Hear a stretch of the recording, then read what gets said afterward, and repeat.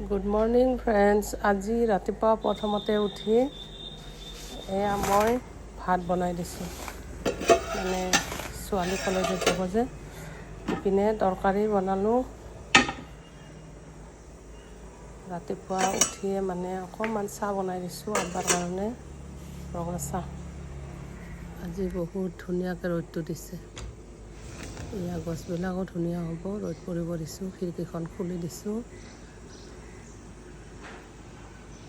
তাৰপিছত এয়া বেলকনিত আহি অকণমান এয়া সূৰ্য ওলাইছে ইমান ধুনীয়াকৈ। গছবিলাক পূৰা গ্ৰীণ হৈ আছে। ৰ'দটো পৰিলে বহুত বেছি ধুনীয়া লাগে। তাৰপিছত এনেকুৱাকৈ মই অকণমান ভেন্দি ল'লোঁ, ভাজি বনাম। এয়া এইখিনিতে ধুনীয়াকৈ ধুব লাগিব। মই নিমখত তিয়াই থৈছোঁ অকণমান দেৰি। তাৰপিছত এয়া ভেন্দি ভাজি দিলোঁ ধুই মেলি।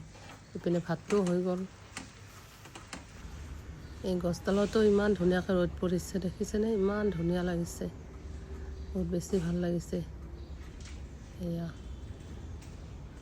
ৰ'দ নিদিলে কেনেকুৱা লাগে, ৰ'দ দিছে আজি ইমান বেছি ভাল লাগিছে।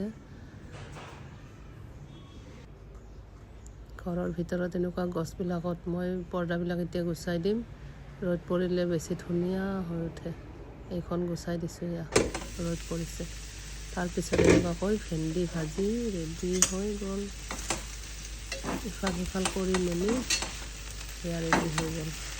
বাকী কেনেকুৱা লাগিছে জনাব। আজি মানে বাহিৰৰ পৰিৱেশটো বহুত বেছি ভাল লাগি আছে। বাকী কেনেকুৱা লাগিছে জনাব। Thank U.